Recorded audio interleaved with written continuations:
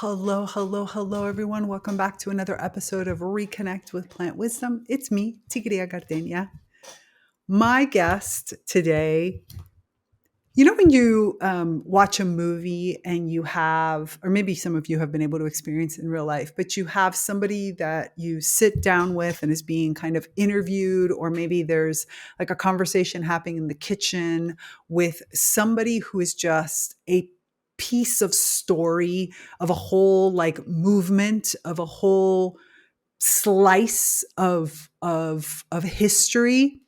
That's what this conversation with Karen Malpede has been like. I mean, she is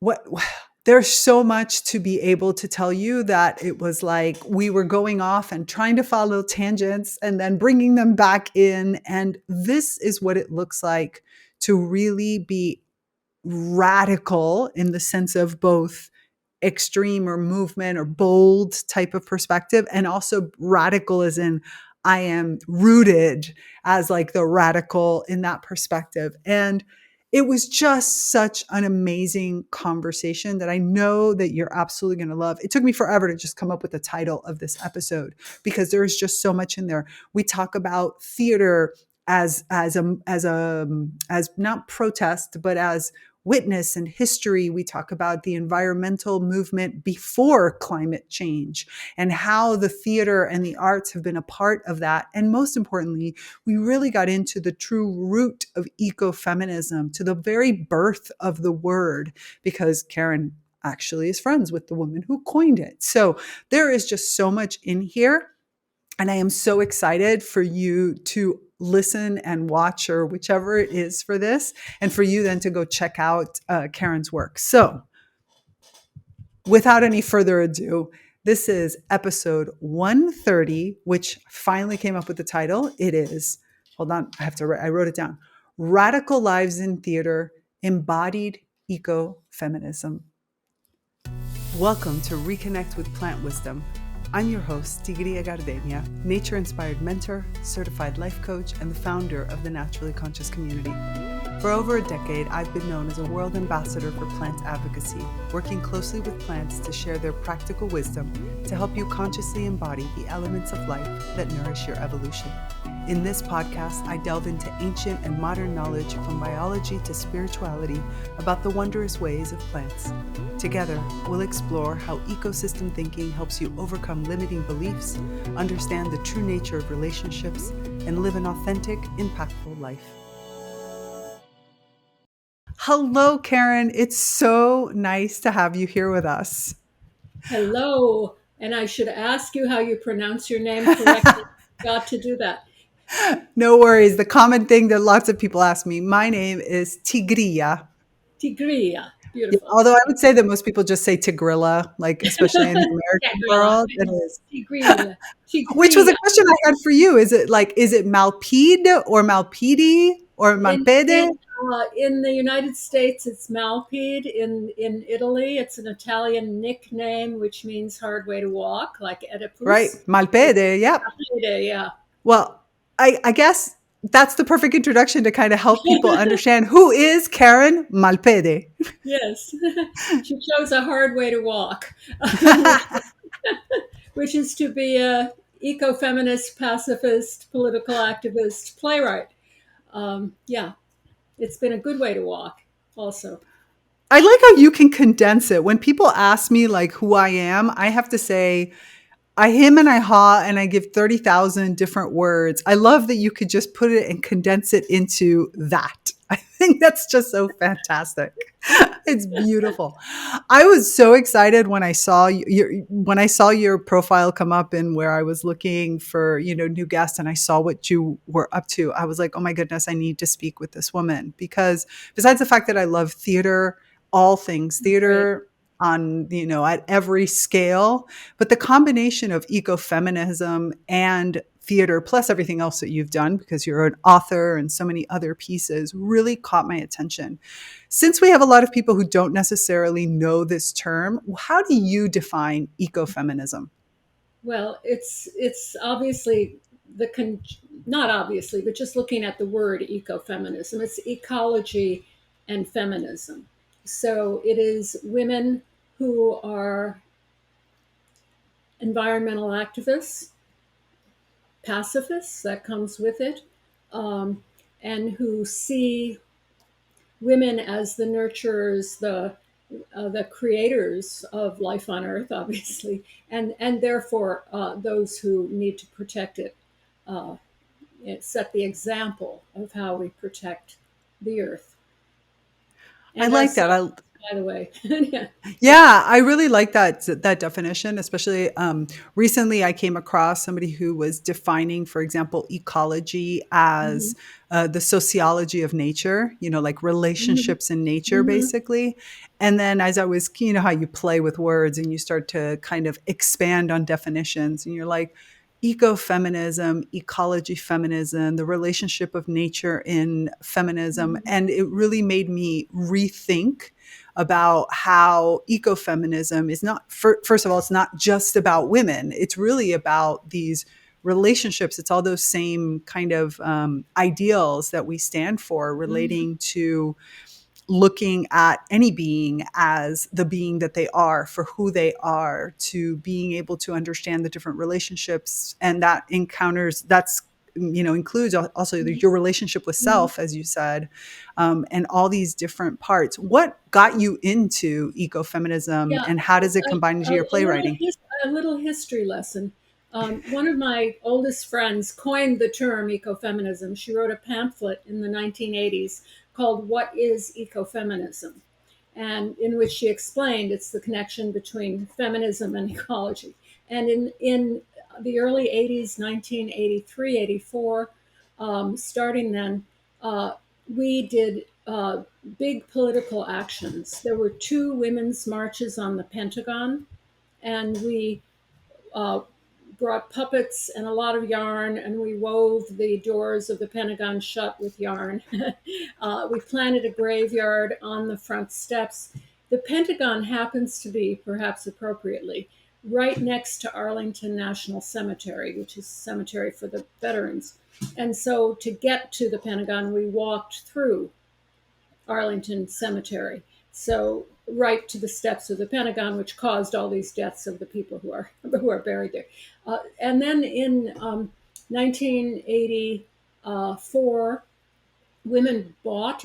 I didn't buy, but other women bought a piece of land in upstate New York, and we had a women's peace encampment for the whole summer because there was an army base in upstate New York in near Seneca Falls, where the first women's rights convention was held in the 19th century.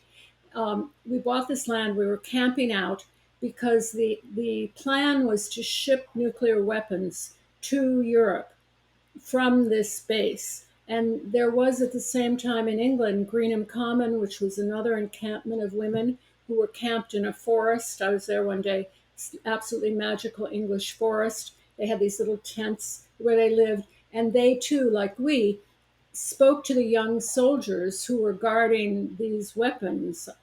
We would spend our days outside the fence talking to the guys through the fence, young enlisted or drafted enlisted at that time, and talking to them about the perils of nuclear war. I mean, this was part of a big worldwide anti-nuclear movement, which finally resulted in the Soviet Union at that time, Gorbachev, signing a non-proliferation treaty with Ronald Reagan to halt the production of these weapons, because we have many more weapons than we need to destroy the whole world many times over. We don't need any more.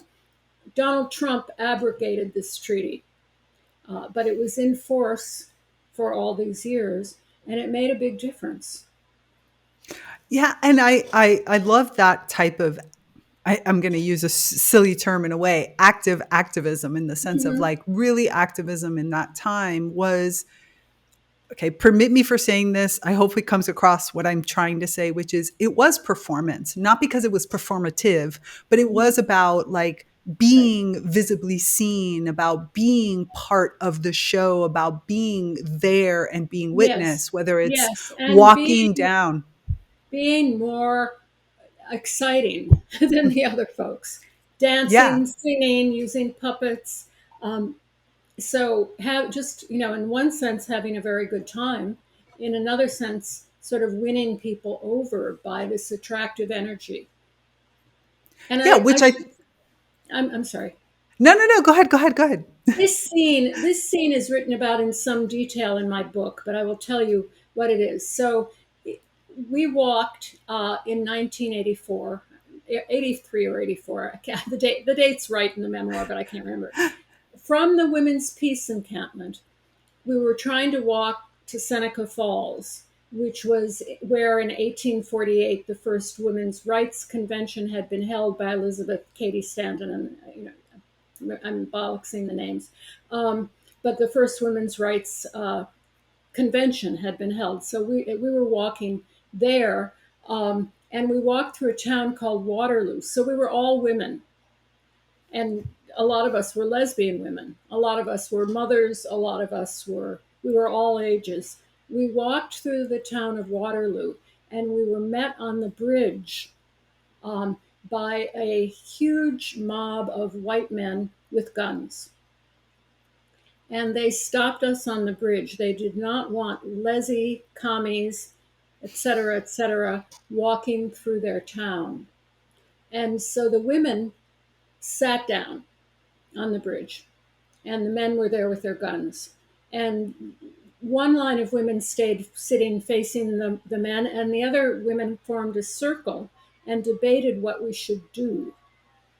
Um, I had my 3-year-old with me. So I walked out to the crowd that was watching because we had already been told that if anybody had children, their children would be taken from them and put in foster homes. So, but the women who were sitting in the circle decided they're not going anywhere. And so the women were arrested and the men were let go. The men were, yeah. Um, This was 1984. So one of the people I write about in the book is Barbara Deming, who was a freedom rider. She spent a month in jail in the South because she was on one of the freedom buses trying to uh, you know, desegregate the South. She was a pacifist, feminist, lesbian activist, and she also at that time had terminal cancer, and she was on the bridge and she was arrested with the women, and she spent a week in jail. They carted off all the women it was summer, so there was a school that wasn't in session, and they turned the school into a prison, which I guess is, says something about schools too. Right. and the women were held. Finally, they were released because we hadn't done anything. We were walking. We hadn't broken any law. But Barbara, in I record as she walked up the ramp to get into the flatbed truck that was taking the women to the prison. She had her fist in the air in the Black Power salute. Um, and then, after that, after spending a week in jail, and when she came out giving a number of interviews, because she was a well known writer and activist, she went home to her commune in Florida. And not so long after that, she took herself off cancer medication, and she staged a daily ritual called Dancing for Death, to Death, toward Death, Dancing Toward Death. And every night, the women in her commune would gather and sit in a circle and sing Aretha Franklin, sing all kinds of songs, play the drums. Barbara would dance naked a lot of the time in the middle of this circle. And she knew that she was as dancing toward death, and she wrote a letter to the rest of us, a goodbye letter, which I got it after she died, um, from her lover. But it was, I have loved life so much, and I've loved all of you so much, but I'm now, it's time to die, and I'm not afraid, and I love you. And I quote the letter. I'm not quoting it verbatim here, but I quote it verbatim in the memoir. So that was one example of a conscious death. Um, Not many people, and I don't tell people what to do medically. So I'm not telling anybody what to do. Not many people take themselves off chemotherapy um, at the end. So she did, and her brother was a doctor who was overseeing her care, and he was horrified that she would do such a thing. But she maintained her control. She was a willowy, she was very tall, and she had a very tiny voice. But she had the strength of you know, a great tall tree in the forest that can bend this way and that way without breaking ever. She was an amazing woman, an amazing example for all of us. So she's one of the people I profile in the book. Yeah, you talk in speaking at that you bring two different images to mind, which take me down two different rabbit holes, but that I think are so important. One is the aspect of which I'm going to circle back to, which is exactly what you're talking about like living life on your own terms, and especially here in Dominher, we would consider that to be somebody who's hosting the Holy Grail, because for us, what we've discovered is that the grail is disease, but not disease like illness, but it's Mm-hmm. illness towards evolution, evolutionary disease, the ability for you to use illness as an evolutionary step. Uh-huh. It doesn't matter what the quote unquote outcome is, especially since Mm-hmm. we will all die at some point. We The will. point is more of how you live it and how it becomes a part of your Mm-hmm. life, and whether that, leads you towards quote Mm-hmm. unquote cure, or whether that leads to further illness doesn't really matter, because that's not the point. The point is, how do you connect in it as part of illness, as part of your evolution, and what it Mm-hmm. means to evolve, and Yes. what can you learn and Yes. experience from it. So I'm definitely going to come back into that conversation. The other side of it is, I think, another beautiful piece, which goes to the ecofeminism that we were just talking about it, which is, she saw her role in the ecosystem, right? The role of inspiration, of catalyst, of movement, of all these different pieces. And so, like you said, here is this beautiful, lovely tree that is an anchored part of our community, who is showing the way, like the way Mm-hmm. you live life, which isn't about, sitting in a bed only, or not, taking these meds, because when you reach a point when you know that that's not really your path anymore, but it's more of, I'm going to be here present, living this life and showing you that, this is my piece. This is the ecosystem role that I play for you. And I want to do this with Mm-hmm. you so that we can then, each one of us is going to take and Mm-hmm. continue to build out this ecosystem in the way that there are. And I think that that's such an important piece also of ecofeminism, is that element of community, that element of creating those bonds. Like you said, we're going to walk, and then we're going to sit together, and then we're going to sit in a circle, and we're going to talk about what to do while there's one line that holds the line. Like all these different elements that are such minute details that I feel like are lost to so many people. That is the true heart of the ecofeminism movement. Barbara says, and this is also in the memoir, that the week that the women spent in prison, they continued to sit in a circle and debate what they were going to do. And she says that this slowing down of time, so that every woman got to say what she felt and thought, and no decisions were made until everyone was heard, this was witnessed by the police who were guarding them. And she believed that this had an impact on the police who had never seen such a thing before. The slowing down of time so that we can really feel where we are in the moment, is a piece of all the people I write about and the theater that they made as well. Um, uh, because we're trying to change perception. And in order to change perception, we also have to change the way we are in time, right? The way we act. And so my husband, George Bartenieff, was a great actor. And his story is told in the book. And also Julian Beck, who was a great actor producer. George was too a great actor producer. These are amazing people. Um, and they each had a particular style of transformational acting, so that in the second to the last play that George did of mine is called Other Than We. And he plays an elderly linguist after the deluge, a worldwide ecological catastrophe, when the survivors are living in a dome and they're under extreme surveillance. And these four people escape from the dome out into the world that is newly regenerating, but is very hot, is barely livable. But they know a place that's been seeded, and so they go there. And George played the character based on a friend of ours named Noam Chomsky. Noam is, world famous. So George played an elderly linguist in the play. And at the end of the play, he loses language and he turns into an owl in full view of the audience. The owl is the bird of wisdom. And the newbies, these little creatures who were born of the women who escaped, have been engineered by them to be able to live in this harsh environment. So they have opposable thumbs, but they have hooves. They can run. They can live without water for a long time. They can withstand extreme temperature differences, and they have language. And the key is their head and their hearts are connected. So they cannot violate the head heart connection. They're incapable of mass murder. They're incapable of cruelty.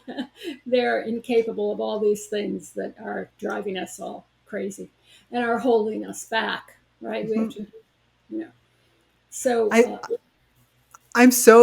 I'm like, my mind is already spinning with 1,000 different pieces, because as you were even before you got to the part of the ending of that, of this play, I'm already thinking, this is what it means to like live your true nature, like to really live in that connection piece. As you were telling all of these mhm, different stories for me, because sometimes I think I worry that the people who listen to the podcast sometimes are, like, I'm like, oh, are they wondering when we're going to specifically talk about a plant? But it's so much more than that. yeah, And that's what I think is finally mhm, starting to come across to people, which is this is about when we start to heal that wound of separation, which is when we start to recognize ourselves of being of mhm, nature. And I think being a playwright and, an author like you are, I really would love to hear more about, because it feels like you express that through that art, right? So right, you're able to give people that imagery of mhm, imagine yourself turn mhm, into an owl, mhm, imagine yourself live in that heart mind connection. Here's what it could look like when an embodied mhm, person does this type of thing.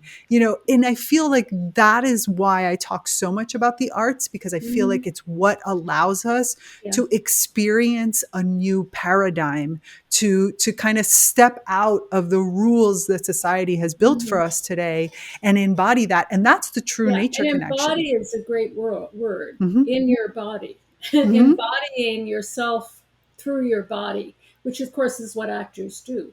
They use their bodies, their voices, and their bodies to show us the way. And George, who is a great transformational actor, not only turned into an owl, but in an earlier play we did together, he is a geneticist who's swallowed by a rare beast, rare, the last living kind of her species. She swallows him.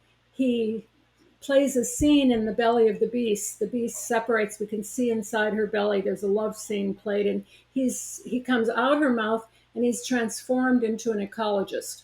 And at the end of this play, he goes through the ladder of evolution. So he starts as a praying mantis, and he climbs through the ladder of evolution, a lion, a bird, and he turns out as a man. But he has to go through all of the evolutionary ladder, and then he lies down on the stage next to this big beast, and in comes a baby beast who has a human face but is all covered in fur and paws and things, and she lies down next to them. So, And see, this is the kind of, it's the reawakening also of our memories. And I think that, like you said, going through all these stages of evolution is not a I'm better, but more of remember where you came from, remember who you are, remember the Mm-hmm. parts of yourself, so that as you step in to that human form, which most humans unfortunately have forgotten their origins. Most of us live our lives completely disconnected without understanding where it is that we come from and the importance of where we come from. Because it's not just a mental game. It Mm-hmm. is, like we said earlier, an embodied game. Like Mm-hmm. I Mm-hmm. am a very different person when I feel myself connected to the lion in me, Mm-hmm. to, the praying mantis in me, to, it's Mm-hmm. funny, I just took a picture of a praying mantis that was beautifully hanging out next to one of the buildings here. Oh, But they're so you know, gorgeous. when I am each one of these and I can feel that kinship, that Mm-hmm. reciprocity, that Mm-hmm. feeling of connection when I see this animal and I'm like, oh, we are actually of the same. We're of that same fabric. You in that form and I in this form. I think it's so important. And that's what I love about the kinds of art that you create, because you give the chance for a person to not just, to see it and to feel it through the emotions that somebody else, in this case an actor, in case your Mm-hmm. husband, like what they put out is a field that people Mm-hmm. can then feel and Mm-hmm. experience. How Mm-hmm. did you get into playwriting? Like what I was what was it that brought you there? I was going to tell an earlier story, and then I'll answer that question as well as I can. Well, I rode horses as a kid, and I spent every minute I could at the stable. I wasn't always riding; I was cleaning horses, mucking out stalls, doing all the stuff that you have to do. Horses are high maintenance. They're wonderful animals, beautiful, intelligent, kind. So. I was at the horse farm of the people who owned the stable, who happened to be a gay male couple. And they had a house in the country. And that's where they retired the horses who had been at the school horses at the stable. So it was like sunset and it was almost dinner time. And I was standing at the pasture and looking at these horses being just so at peace, at ease, grazing, little foals, everybody hanging out together. And I knew one of the horses named Apache because I had ridden him and he had been retired now. And I knew he was a cool horse and he wouldn't get upset if I got on him. So I walked into the pasture and I jumped onto Apache, who was pretty small. I could pull myself up. And of course, everybody scattered because I had disrupted the whole scene. I was this alien human. I walked into the pasture. What does she want? And I just sat on his back while the community regrouped around us. And then little foals would come and nibble my toes. And I was just taken in. As first I was an alien, but then I was part of the group, right? And that was a formative experience for me. I felt I had transcended my human form, and been welcomed in a community that was, completely nature. And then I walked into the house because of dinner time, and I looked at the people sitting around the table, and I thought, who are these aliens? I know that feeling. And then to make it worse, we were served lamb chops, and there had been a lamb outside the house called Lammy, and we were eating this little lamb. And at that point, it took me till I left home to become a vegetarian. But at that point, I knew I had to stop eating meat. And as soon as I could take care of, I lived at home and we had meat for every meal, so it was hard to stop eating meat. As soon as I went to college, I could become a vegetarian. Interesting. Yeah, that I know that feeling of like coming into a group and saying, who are these aliens? Like after you've been in deep communion. I went to the mountains on Sunday and I was walking with a group.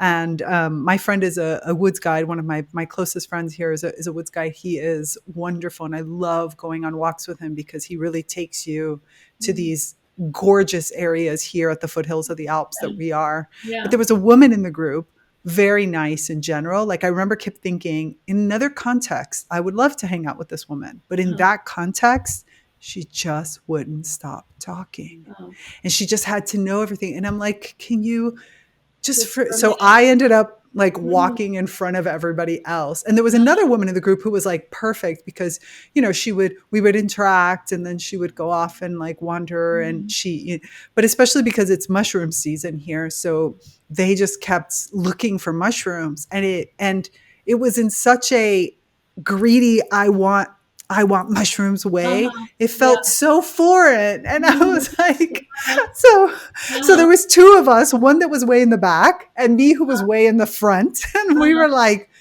oh, like this is home. Can we just yeah. enjoy being home? And then this other woman who just kept interrupting. So I know that feeling of like, oh my gosh, who are these alien humans that You are know, in the middle of it all? yeah, and I think, it starts in childhood. Mm. Um, who you're going to become, you have no idea who you're going to become, but the seeds are planted in you in childhood. So my husband, George, was a hidden child in Nazi Germany. He was born 10 days before Hitler came to power.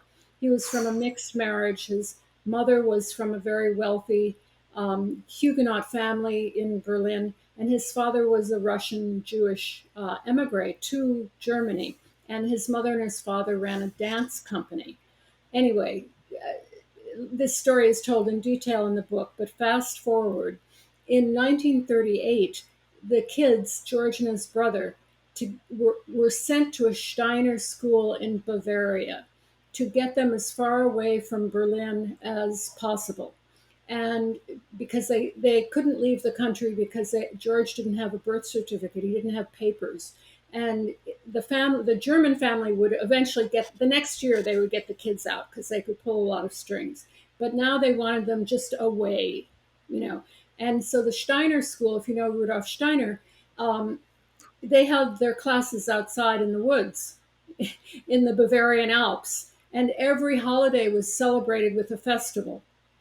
And George, he writes, I quote him in the book. He says, I would never have become an actor without going to the Steiner School because every holiday was celebrated with a festival, and he learned the importance of play and of celebrating nature. He started the Halloween parade in New York City, which is now this massive, huge public event, because he wanted to create public rituals. And he started Theater for the New City, which was a theater that became a home for all the underground avant-garde artists of the 80s and 90s. And it was 70s, 80s, and 90s. So it was again his formative experience of holding classes in the woods in Bavaria, in the Alps too, that made him an eco-conscious actor as a child. And he produced for many years an eco festival. This was before climate change became known. The early eco movement, ecology movement, started. Well, it started with Scott and what's her name, Nearing, the Nearings, who began the Back to the Land movement, and people who were trying to live more simply and closer to nature. And this was also part of the uh, anti-war movement, part of all the alternative movements that were going on in the 60s, 70s, and 80s, the civil rights movement, the feminist movement. We all had our also our roots in let's live more simply, let's live more connected to the land, let's get out of capitalism, let's find another way. I So buzz yeah, mind. people, you know, Well, people don't because know this yeah, history. they Yeah, don't. They think that all of this ecology talk, like you said, I'm glad that you said, all so much of this started yeah, before climate change. It's not just about, as a matter of fact, climate change to a certain extent, I know, bear with me for a second so I can explain it. Climate change really sometimes can be such a huge distraction because that is just the symptom of a core problem of disconnection that then pushes us into behaviors, regardless of whether we're talking about just things that heat up that heat up the temperature mhm, and all these other pieces. But it is, we're so disconnected that we don't even know how to best understand a changing climate. We don't know what is, acceptable change, because the climate's always changing, but we don't understand how to address this because we keep getting stuck in these numbers without going deeper into this embodiment. We keep Mhm, saying the mhm. embodiment as a person of nature. And so sometimes it is good to go back to the origins, that ecology has existed before we ever got to climate change. Yeah. Well, It's ecology existed. was, I mean, living with the land, living off the land was the way we came into being. We all lived off the land. And we still live Absolutely. off the land, even if we're eating food that comes to us in cans or processed foods, we still are living off the land. Yeah, Absolutely. yeah. Yeah, we're feeling this, and Obviously, what are we eating? Yeah, um, yeah. yeah, and these are those craziness of all those pieces. And I think you brought in another element that I feel like is so important in this, which is that element of ritual and that element of celebration in Mhm, all its forms. I know that, for example, in the memoir, you talk about, the death of your husband and how important it is to understand how people die, to connect into that cycle, because it is a cycle of life. I mean, it's part of our mhm, process. It's something kind of similar to what we were talking about, the story at the very beginning. I come off of, chemotherapy medicine because I know that my end is here mhm, and I want to have my ending in my terms.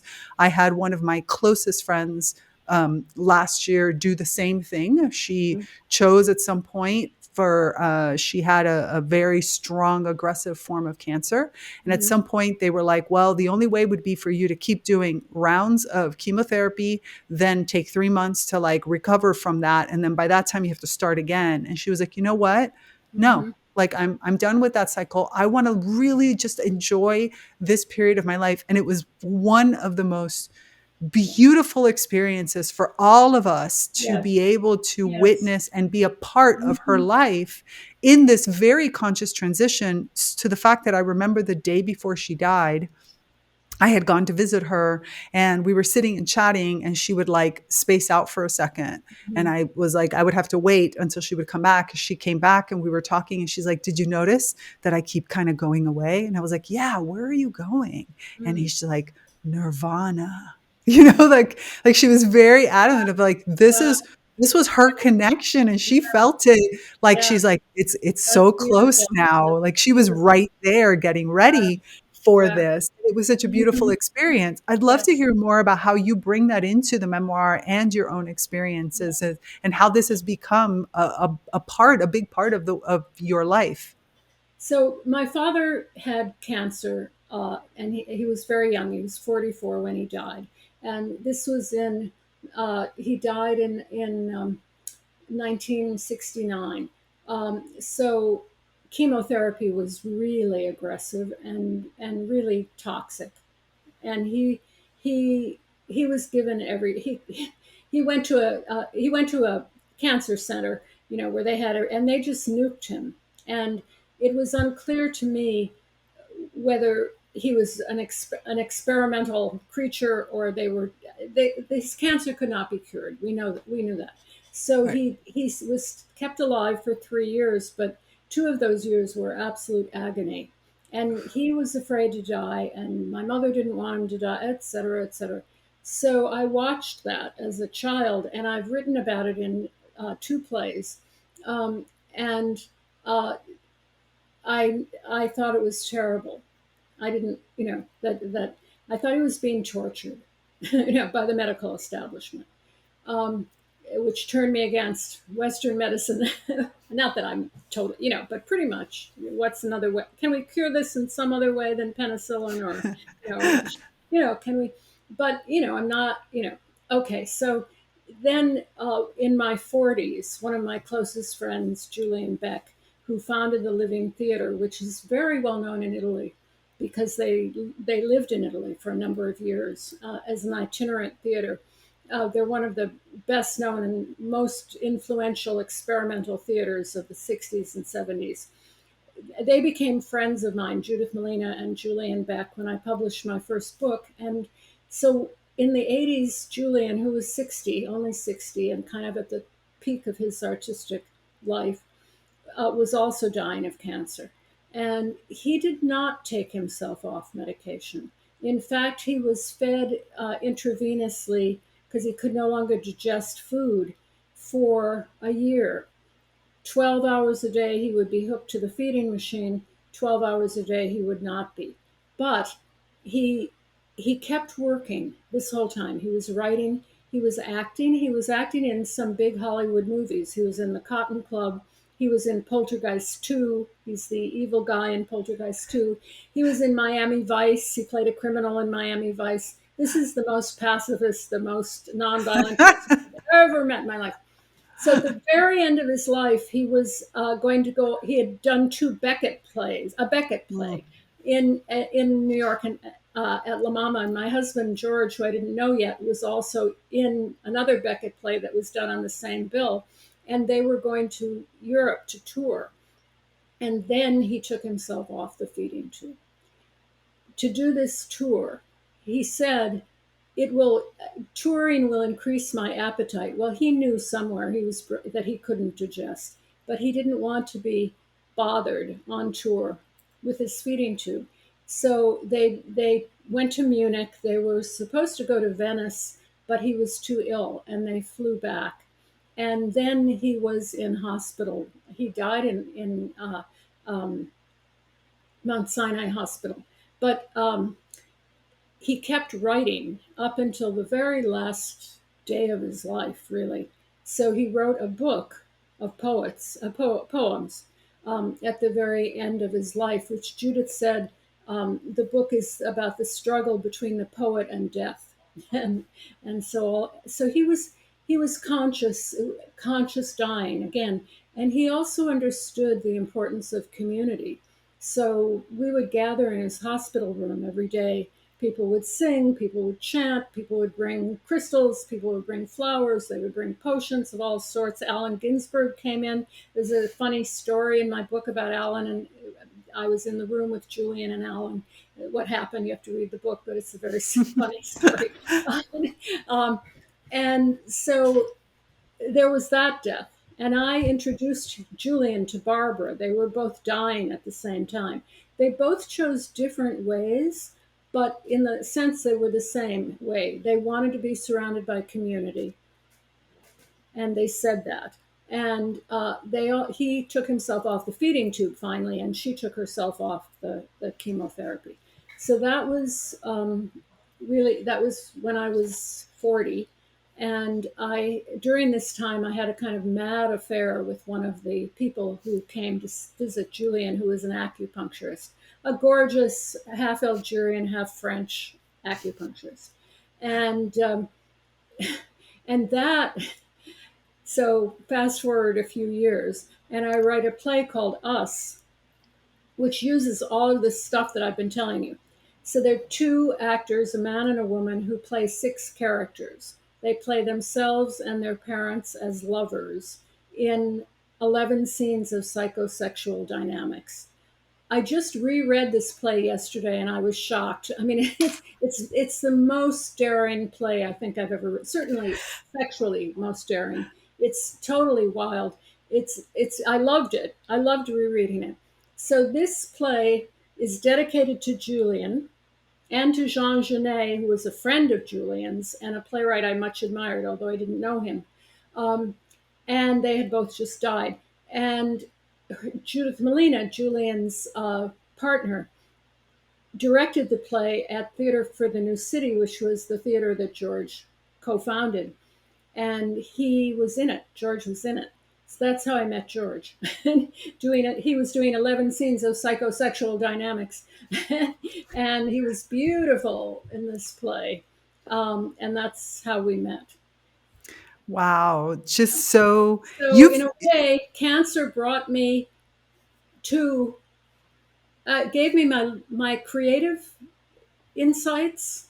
Cancer and horses, horses and nature and cancer, which is sort of anti-nature, right? Um, right.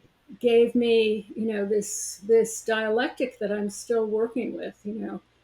All the how do we generate life and what are the destructive forces that keep us from doing that? And speaking of that, you've also had, I mean, you've also written plays about extreme weather. Like, didn't you have a play that was connected to the Paris Climate Yeah, Conference? extreme weather, which is spelled Whether. Right. Yeah, and And is based on the is was inspired by the story of James Hansen.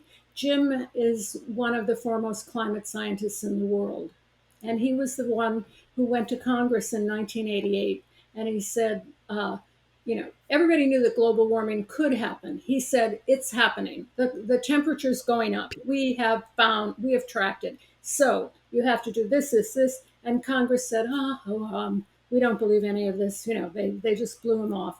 He's still working. He's still writing.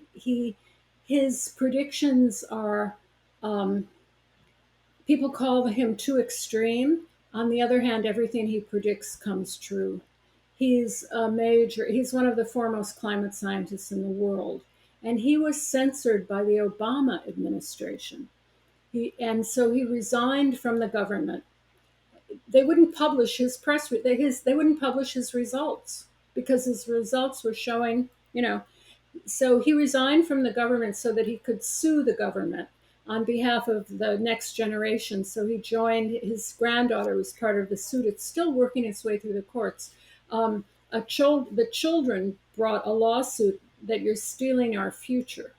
mm, And anyway, my play was based on Jim's story, and also the story of Jennifer Francis, who's another major climate scientist. Meaning, I read a lot of climate science. Like Greta Thunberg, I educated myself in climate science. She really did.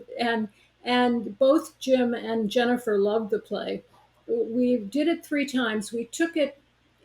It never got to Broadway because the censorship is, completely, you know, um, money and power, you know.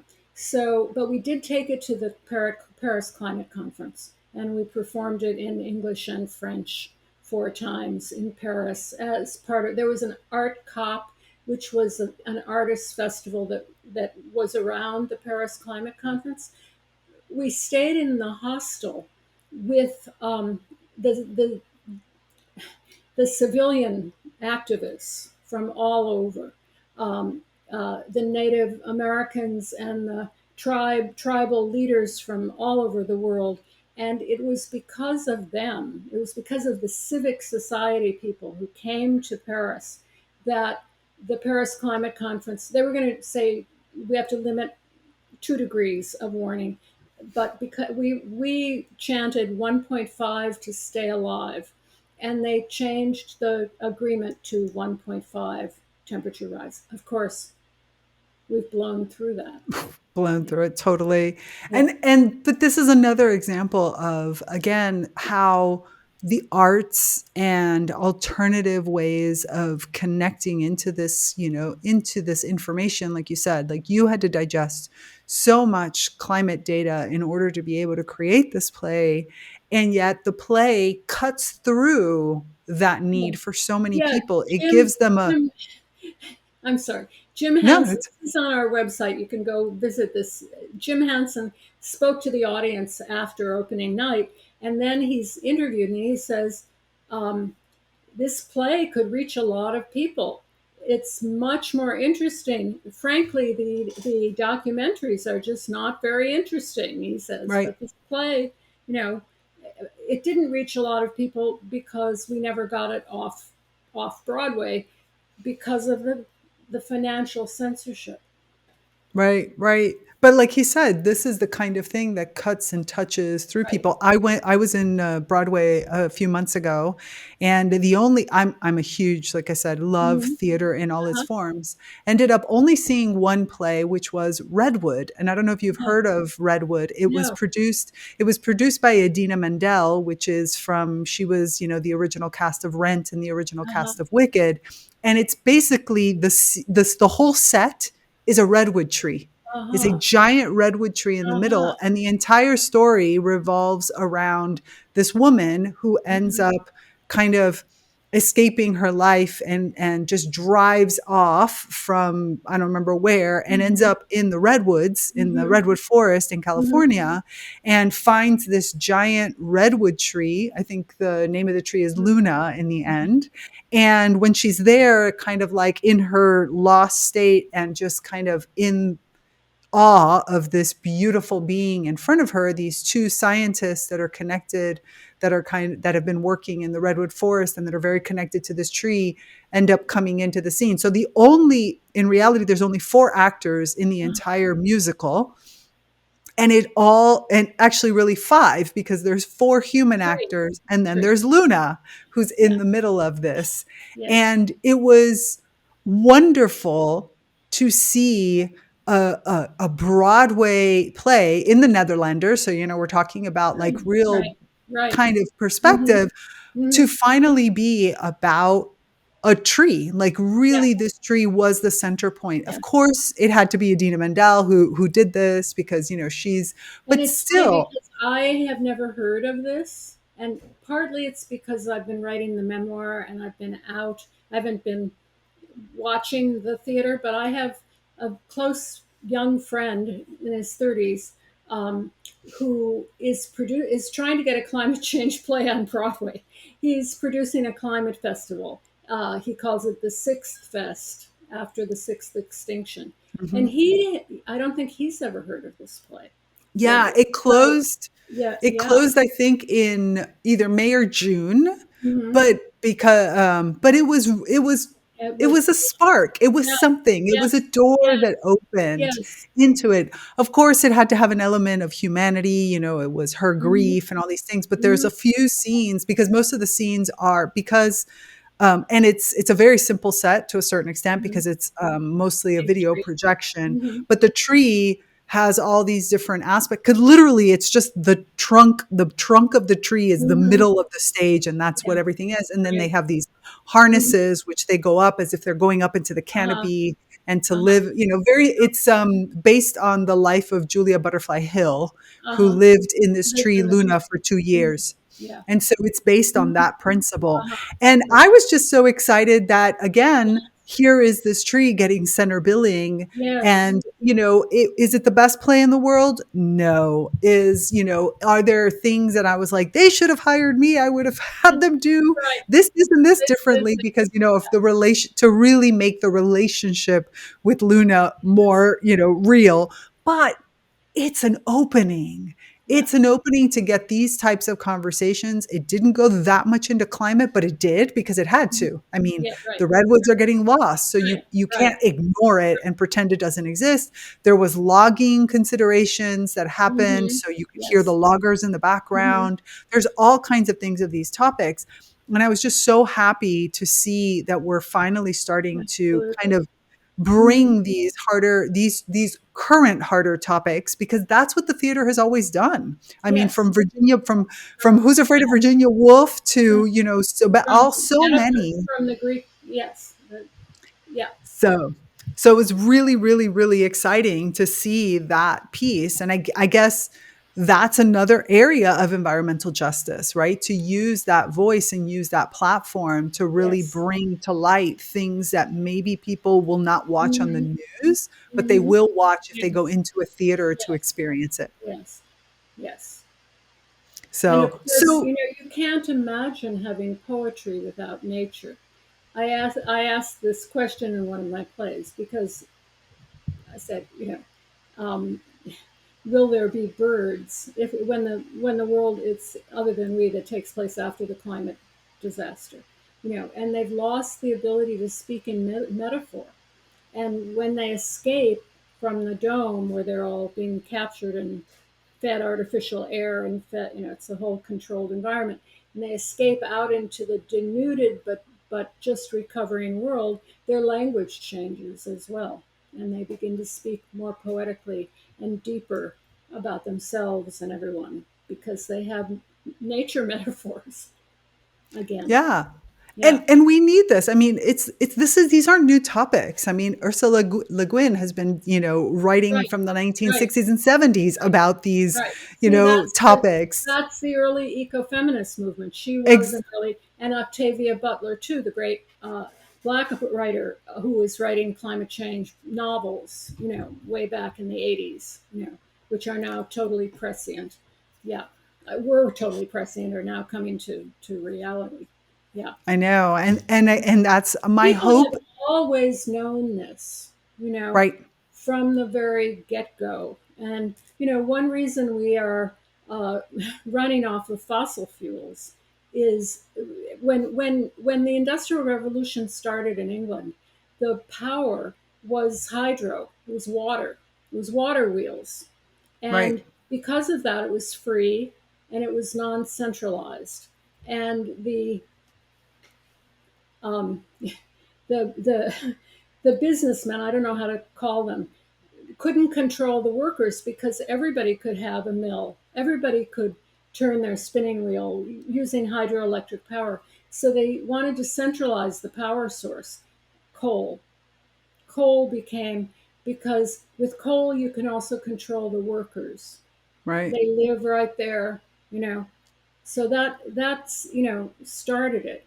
And of course we could have powered the whole world off of hydroelectric and solar power, um, but because We of have a mill right down the those street are, that's being yeah, restored for yeah, exactly those yeah, reasons. I mean, those there's so two many those two pieces that come sources from of power are available to everyone, and so exactly. you can't create a working class if everybody is in control of their own labor.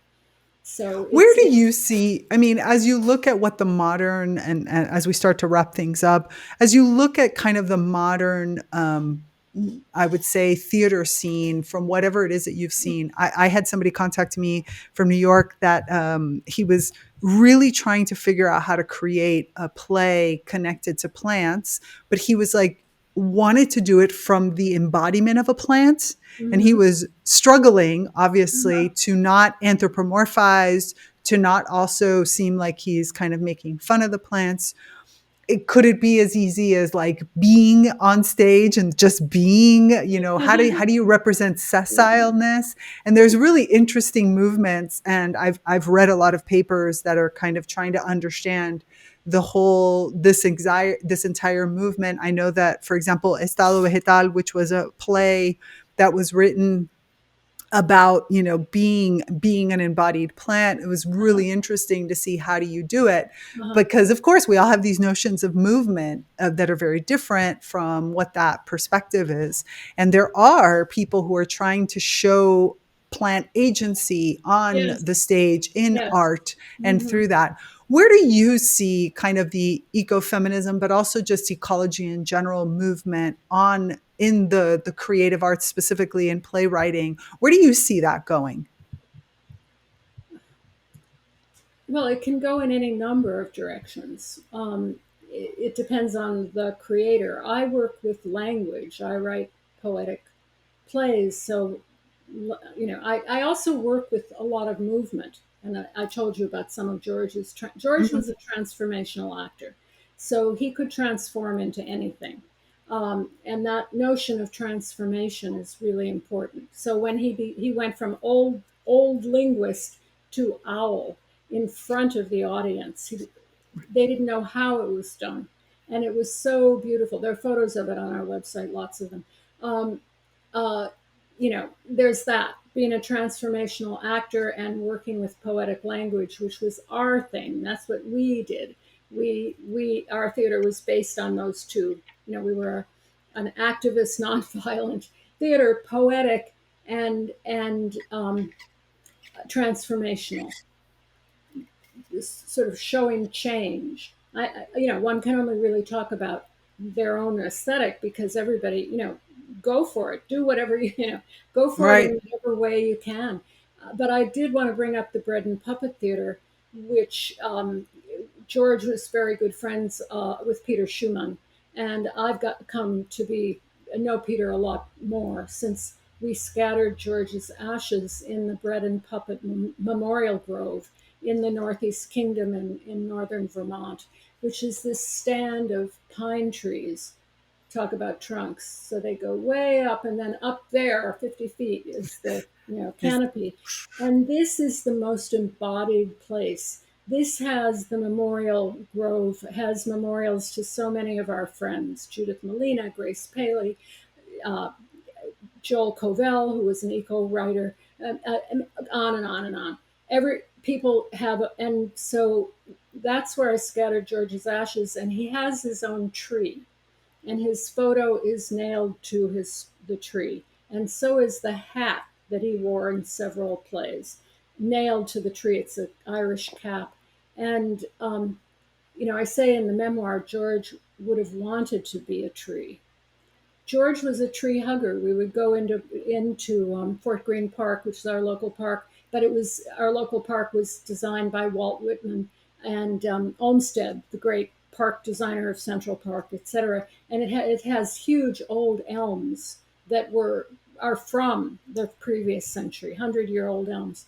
And George would go up the hill and just throw his arms around a tree and just stand there hugging the tree.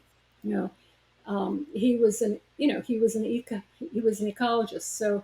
So the fact that he has, and in this grove, you can feel the spirits of the people who are there. And I write about this in the book. This grove has been embodied with the spirits of the nature lovers who are memorialized there. And it's a really, and even the young people who come to do apprentices with the Bread and Puppet Theater, who didn't know any of these people, they say, oh yeah, the grove is so magical. You can feel everybody's spirit there. And it's true. You can. I mean, whatever you believe. uh, and, you know. I love that so much. George used to say, nature is my God. That's a quote of his. I know that feeling so well. Mhm. Like that's, Yeah. the core of it, right? That is Yeah. where, I mean, there are those that go into a physical location like a church and something to, they need this man-made structure to commune with God. But for many of us, that sense of God, what is that Hmm. divine connection, Hmm. is in the natural world. That's Every it. That's every where we feel time I that. write the word dog, I mistype it and it comes out God, and then I have to go back and correct it. But I love that. there you I love are. it. There you are. Yeah. Karen, this has been such a wonderful, rich, enriching conversation. Are there any last words besides the fact? Oh, wait, before that. Tell us, tell us the name of the book and of your memoir and when it is going to come out, because I Okay. know that it's coming out around the time that we publish Yeah. this It's episode. called Last Radiance. Radical Lives, Bright Deaths. That's the subtitle, but Last Radiance is enough to get you to order it if you type that into your search. Yes. It will be available. It's Vine Leaves Press, which is a nice eco name. It's a European, it's based in Europe, but you can get the books from any bookseller or you can get them directly from Vine Leaves Press. That will be out, and at the same time, my anthology of plays, which are written about in the memoir, so the two books really go together, is coming out the same day, and that's from Laertes Press, which Perfect. is a small press in the United States. And we will make sure that we put, your website and the book Great. titles and everything into the description so that people can reach you. Karen, I am just so appreciative of this conversation and really, honestly, from the depths of my ecofeminism heart, I am appreciative of everything you've done, your entire, not just career, but the way that you've lived your life and the example that you've been able to share with others. And thank you so much for that, because I think as a person who was radically changed in around her 30s, beginning of her 30s, Mhm. thanks to re-entering into this creative world and really Uh-huh. seeing that there's an entirely new, different way of living. Yes. The playwrights, the storytellers, the Mhm. musicians, the artists, like Yes. I bow down to you Mhm. for Mhm. continuing to live that art every Mhm. single day. So thank you so much for being on the podcast. Thank you so much for having me, and I'm so glad to know you. It's been great to talk with you, and I hope we continue our conversation one way or another.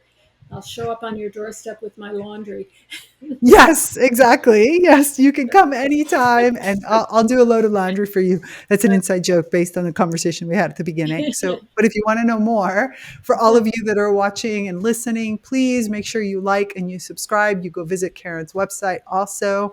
And if you want to have more conversations like this, you know where to go. It's the Naturally Conscious Community. That is the place where we are bringing to life all of these discussions and embodying them, which I think has become the word of this episode Yes. through our Yes. daily interactions and Hmm. our creation of a shared community and Yes. ecosystem. So come on down and be a part of it. And that's it. So Hmm. remember the most important thing, resist the urge to hold back your emerging green brilliance. That's it. Yeah. Bye. Bye. Thanks for tuning in to this episode of Reconnect with Plant Wisdom.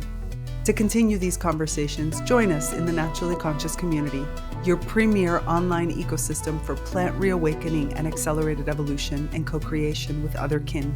Here, you'll find expansive discussions, interactive courses, live events, and supportive group programs like the Plant Wisdom Book Club and the Sprouts Writing and Creativity Group. Connect with like-minded individuals collaborating with plants to integrate these insights into life. Intro and outro music by Steve Shuley and Poinsettia from The Singing Life of Plants. That's it for me, Tigria Gardenia, and my plant collaborators. Until next time, remember, resist the urge to hold back your emerging green brilliance. I'm out. Bye.